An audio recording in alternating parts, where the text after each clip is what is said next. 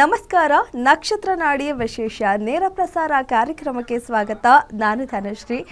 ಇವತ್ತಿನ ಕಾರ್ಯಕ್ರಮದಲ್ಲಿ ಮಕ್ಕಳಾಗದೇ ಇರೋದಕ್ಕೆ ಸಾಮಾನ್ಯವಾಗಿ ದಂಪತಿಗಳಿಗೆ ಕೆಲವೊಂದು ಬಾರಿ ಎಷ್ಟೇ ವರ್ಷ ಆದರೂ ಮಕ್ಕಳಾಗಿರಲ್ಲ ಅನ್ನೋದು ಒಂದು ತೊಂದರೆ ಇರುತ್ತೆ. ಯಾಕೆ ಆ ರೀತಿ ಆಗುತ್ತೆ? ಜಾತಕದಲ್ಲಿ ಏನಾದರೂ ಆ ರೀತಿ ತೊಂದರೆ ಇದ್ದು ಹಾಗಾಗತ್ತಾ, ಅಥವಾ ಅವರ ಗ್ರಹಗಳ ಬದಲಾವಣೆಯಿಂದನ ಯಾಕೆ ಹಾಗಾಗತ್ತೆ, ಮತ್ತು ಅದಕ್ಕೆ ಯಾವ ರೀತಿ ಪರಿಹಾರವನ್ನು ಮಾಡಿಕೊಳ್ಬೇಕು, ಈ ಎಲ್ಲ ವಿಚಾರಗಳ ಬಗ್ಗೆ ಕಾರ್ಯಕ್ರಮದಲ್ಲಿ ತಿಳಿಸ್ಕೊಡ್ತಾರೆ. ಜೊತೆಗೆ ಏಪ್ರಿಲ್ 20ನೇ ತಾರೀಕು ಜ್ಯೋತಿಷ್ಯ ಶಾಸ್ತ್ರದ ಕ್ಲಾಸಸ್ ಶುರು ಆಗ್ತದೆ. ಈಗಾಗಲೇ ತಿಳಿಸಿದ್ದೀವಿ ನಾವು ಜ್ಯೋತಿಷ್ಯ ಅನ್ನೋದು ಎಷ್ಟು ಇಂಪಾರ್ಟೆಂಟ್ ಅಂತ ಹೇಳಿ. ಕಾಲಾವಕಾಶ ತುಂಬಾ ಕಡಿಮೆ ಇದೆ.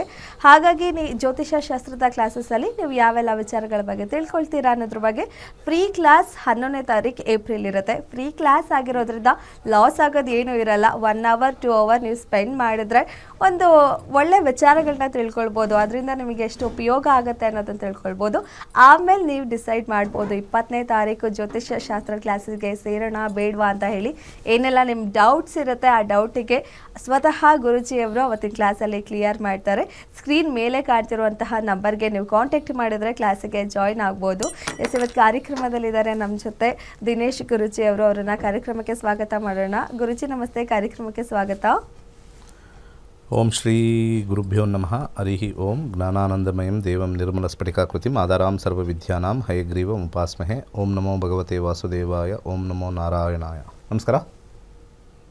ಎಸ್ ಗುರುಜಿ, ವಿಚಾರ ಮಾತಾಡೋದಾದರೆ ದಂಪತಿಗಳಿಗೆ ಮದುವೆ ಆಗಿ ತುಂಬ ವರ್ಷ ಆಗಿರುತ್ತೆ. ಎಷ್ಟೇ ದೇವಸ್ಥಾನ ಸುತ್ತಿದ್ರು, ಆಸ್ಪತ್ರೆ ಸುತ್ತಿದ್ರು ಮಕ್ಕಳಾಗಲ್ಲ ಅಂತ ಇರುತ್ತೆ ಸಮಸ್ಯೆ. ಸೊ ಏನು ಯಾಕೆ ಆಗುತ್ತೆ ಅಂತ 5ನೇ ಮನೆ ಓಕೆ ಭಾಳ ಇಂಪಾರ್ಟೆಂಟ್ ಆಗಿರ್ತಕ್ಕಂಥ.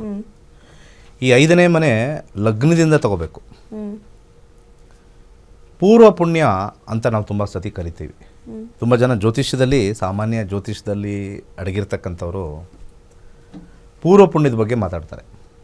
ಹಿಂದಿನ ಜನ್ಮದಲ್ಲಿ ಮಾಡಿರ್ತಕ್ಕಂಥದ್ದು ನಮಗೆ ಮಕ್ಕಳಾಗ್ತಕ್ಕಂಥ ಒಂದು ಭಾಗ್ಯ. ಈ ಪ್ರಾಣಿ ಲೋಕದಲ್ಲಿ ಅಲ್ಲಿ ಆ ಒಂದು ಪ್ರಾಣಿಗಳಿಗೆ ಮಕ್ಕಳಾಗುತ್ತೋ ಇಲ್ವೋ ಅದ್ರ ಬಗ್ಗೆ ಏನು ತಲೆ ಕೆಡಿಸ್ಕೊಳ್ಳೋದು. ಅದಕ್ಕೇನು ಅದರದ್ದು ಸಾಂಸಾರಿಕವಾಗಿ ಏನಿಲ್ಲ. ಅಲ್ಲಿ ಮಕ್ಕಳಾಗಬೇಕು ಅಂತ ಅದಕ್ಕೇನು ಅದು ಆ ಸಂತತಿಗೇನಿಲ್ಲ. ಇಲ್ಲಿ ಈ ಪ್ರಾಣಿ ನಾಡಿನ ಪ್ರಾಣಿ ಮನುಷ್ಯ ಸಾಮಾನ್ಯವಾಗಿ ಕಾಡುವ ಪ್ರಾಣಿ ಅಂತ ಕರಿತೀವಿ ನಾವು. ಕಾಡು ಪ್ರಾಣಿಗಿಂತ ಬದಲು ಕಾಡುವ ಪ್ರಾಣಿ. ಇಲ್ಲಿ ಒಂದು ಸಮಾಜ ಇದೆ. ಸಮಾಜದಲ್ಲಿ ಏನಾಗುತ್ತೆ, ಒಂದು ಮದುವೆ, ಗಂಡು ಹೆಣ್ಣು ಅಂತ ಬರ್ತಕ್ಕಂಥದ್ದು ಇದೆ. ಇಲ್ಲಿ ಆ ಒಂದು ಗಂಡು ಹೆಣ್ಣಿನ ಸಂತಾನವನ್ನು ಮಾತ್ರ ಆ ಲೈನಲ್ಲಿ ಮಾತ್ರ ನೋಡ್ತೀವಿ. ಇದಕ್ಕೆ ವಿಶೇಷವಾಗಿ ಹಿಂದಿನ ಜನ್ಮದ ಕರ್ಮಫಲ ಅಂತ ಕರಿತೀವಿ. ಯಾರಿಗೆ ಅಂತರ್ಭುಕ್ತಿಯಲ್ಲಿ 5ನೇ ಮನೆ ಸೂಚ್ಯಾಂಕ ಇರುತ್ತೋ ಹಾಗೆ ಆ ದಂಪತಿಗಳಿಗೆ ಮಕ್ಕಳಾಗಬೇಕು ಅನ್ನೋ ಒಂದು ಆಸಕ್ತಿ ಇರುತ್ತೋ ಅವೆರಡೂ ಕೂಡಬೇಕು. ಯೋಗ ಮತ್ತು ಯೋಗ್ಯತೆ ಕೂಡ್ತಕ್ಕಂಥ ಸಮಯ ಅಂತರ್ಭುಕ್ತಿಯಲ್ಲಿ 5 ಇರಬೇಕು. ಅವರು ಮಕ್ಕಳು ಮಾಡ್ಕೊಳ್ಬೇಕು ಅನ್ನೋ ಒಂದು ಆಸಕ್ತಿ ಇರಬೇಕು. ಅವೆರಡೂ ಬರುತ್ತೆ. ಅವೆರಡೂ ಕೂಡಿದಾಗ ಮಕ್ಕಳಾಗ್ತಕ್ಕಂಥ ತೋರಿಸುತ್ತೆ.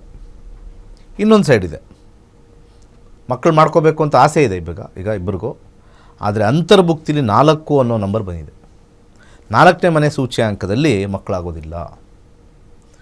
ಸಾಮಾನ್ಯವಾಗಿ ಈ ಕಾಂಪೌಂಡ್ರು ಮಾತಾಡ್ತಕ್ಕಂಥ ರಾಹು ದೋಷದಿಂದ ಮಕ್ಕಳಾಗಿಲ್ಲ ಅದೆಲ್ಲ ಸುಳ್ಳು, ಬರೀ ಬಂಡಲ್ಲೇ. ಯಾರ್ಯಾರು ರಾಹು ಬಗ್ಗೆ ಮಾತಾಡ್ತಾರೆ ಖಂಡಿತ ಅವರ ವಂಶಕ್ಕೇ ಅದು ತಟ್ಟುತ್ತೆ ಮುಂದಿನ ಜನ್ಮದಲ್ಲಿ, ಗ್ಯಾರಂಟಿ.